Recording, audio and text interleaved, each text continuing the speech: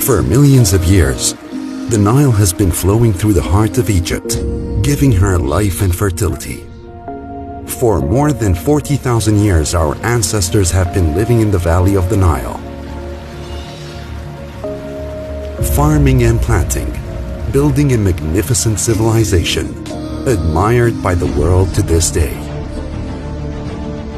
And now more than 25% of the Egyptians working in the agricultural field, which is more than 40 million Egyptians, are facing the danger of drought and thirst due to the threat of reducing the water of our lifeline, the Nile. The cause of water shortage is Ethiopia building a dam 5 times bigger than its needs, and its intention to store 74 billion square meters of water, which means reducing Egypt's shares of water by 20 billion square meters. But Egypt has the right to live.